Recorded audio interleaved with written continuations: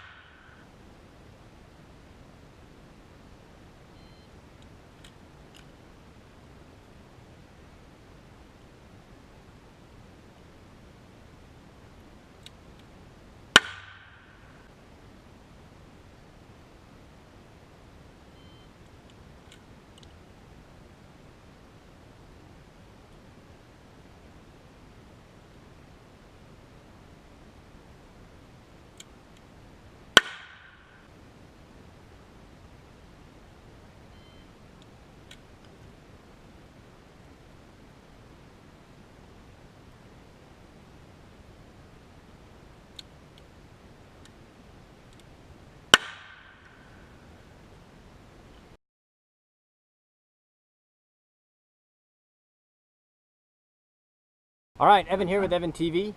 We just ran some tests on reloads and shooting between the Colt copy of a the Uberti copy of a Colt, and then a Uberti copy of a Smith & Wesson Schofield.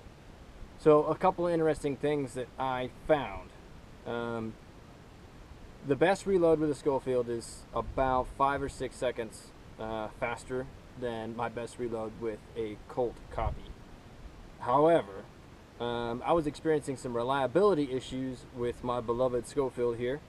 One of the issues is that if your latch doesn't get all the way latched, then you're going to get light strikes on your primers and it will go click instead of bang. That kind of stinks. However, some of the advantages that the Smith & Wesson Schofield have, for one, automatic eject, which, because this is a 45 Colt, doesn't work as well as it probably did with the 45 Schofield rounds. Every once in a while they don't quite make it all the way out, but I'm sure with the shorter cartridge from the Schofield it would work just fine. But the biggest advantage is that you have all 6 chambers open to you at one time, whereas with the Colt it's 1, 1, 1, 1. So when I was doing my testing, if I could grab 2 or 3 rounds at once out of my pocket and throw it in there, well, I'm way ahead of my Colt counterpart on the reload. So the Colt has a couple of interesting facets to it as well. So there's 2 main methods to get the empty casings out of a Colt. Probably the most popular is to half cock. You're going to rotate with your left hand and you're going to punch out with your right, rotate left, punch out right, so on and so forth.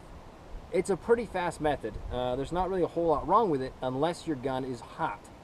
So when I first tried to run a Colt in any kind of speed capacity that required reloads, I quickly discovered how hot these guns can get and that your hands will get burned if you're not careful. So my preferred method on the reload is keep the right hand grip on the gun, and then the left hand is going to slide out, rotate, roll back, slide out, rotate, roll back, slide out, rotate, roll back. And it's really not that difficult to get quick at this. What I like is that I can roll the chamber back so that it lines up perfectly with that exit port. So that's how I've been doing it, and I think it's a good method. With a little bit of practice, I'm sure I can get faster, but it doesn't burn my hands.